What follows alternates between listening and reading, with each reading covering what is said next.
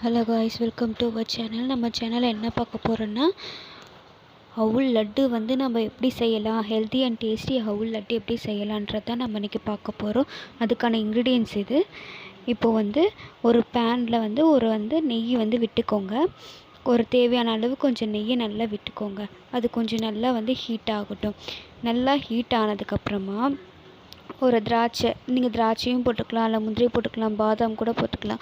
நான் இங்கே திராட்சை மட்டும் நான் அதில் சேர்த்து கொஞ்சம் நல்லா ரோஸ்ட் பண்ணி எடுத்துக்கிட்டேன். ஓகேங்களா? அதை ஒரு ட்ரான்ஸ்ஃபர் பண்ணிவிடுங்க. அப்புறம் இன்னும் அதே கடாயில் அவுல் நல்லா கொஞ்சம் ரோஸ்ட் பண்ணி எடுத்துக்கோங்க. கொஞ்சம் கருகாமல் கொஞ்சம் ரோஸ்ட் மட்டும் பண்ணி எடுத்துக்கோங்க.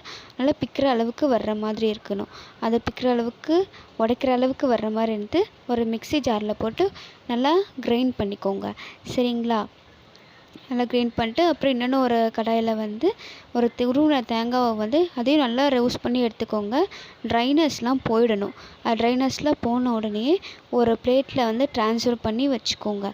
அப்புறமா இன்னொன்று ஒரு பாத்திரத்தில் கருப்பட்டி வெல்லத்தை எடுத்துகிட்டு அதை இப்போ நல்லா பாயில் பண்ணுங்கள். கொஞ்சம் தேவையான தண்ணி அளவு ஊற்றி பாயில் பண்ணி வச்சுட்டு, இப்போ நான் இதை நான் ஆஃப் பண்ணிட்டேன்.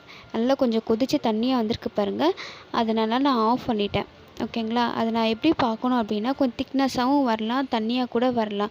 அது உங்கள் அளவை பொறுத்து. நான் ஒரு கம்பிப்பழம் அளவுக்கு நான் எடுத்து வச்சுருக்கேன். ஏன்னா நம்ம உருண்டை பிடிக்கிறதுக்கு தண்ணியாக சேர்த்து தான் நம்ம பண்ண போகிறோம். அதனால் பாகு மாதிரி கூட நமக்கு தேவையில்லாது. இப்போ நம்ம அந்த அரைச்சி வச்ச அவுலை போட்டுட்டு ஒரு பாத்திரத்தில் போட்டுட்டு அதோட திராட்சையும் சேர்த்து போட்டுட்டணும். அதோட துருவின தேங்காவையும் சேர்த்து போட்டுடுங்க. அதோட போட்டுட்டு நல்லா மிக்ஸ் பண்ணி விட்டுட்டு அந்த வெல்லம் தண்ணியையும் கொஞ்சம் போட்டு சூடோடு போடுங்க. கொஞ்சம் ஆற விட்டுறாதீங்க. சூடோடு போட்டு நல்லா உருண்டை பிடிச்சி நல்லா கட்டியாக உருண்டை பிடிக்கிற அளவுக்கு வரும். நல்லா பாருங்கள். நல்லா பிசைஞ்சு உருண்டை பிடிக்கிற அளவுக்கு வரும். நல்லா அப்போ தான் இறுக்கி இருக்கும். நீங்கள் சூட்டோட ஊற்றினா தான் நல்லா அது இறுக்கி இருக்கும். அதனால் அப்படியே கெட்டியாக உருண்டை பிடிச்சி வச்சுக்கோங்க. உங்களுக்கு ஒரு சின்ன சைஸ் வேணும்னா சின்ன சைஸும் பண்ணலாம். பெரிய சைஸ் வேணும்னா ஒரு பெரிய சைஸ் உருண்டையாகவும் பண்ணலாம். உங்களுக்கு தேவையான அளவுக்கும் போடலாம். இதில் நான் ஃபஸ்ட்டு சொன்ன மாதிரி திராட்சை மட்டும் சேர்க்க தேவையில்லை. உங்களுக்கு பிடிச்ச மாதிரி பாதாம் சேர்த்துக்கலாம், முந்திரி சேர்த்துக்கலாம்.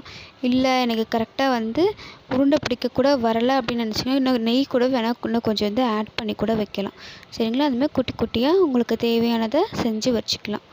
ஓகேங்களா? இப்போ பார்த்தீங்களா, இந்த வீடியோவில் பார்க்குற மாதிரி நான் அழகாக சின்ன சின்னதாக ஒரு தட்டில் போட்டு வச்சுருக்கேன். ஓகேங்களா? இப்போ இது ரெடி ஆகிடுச்சு.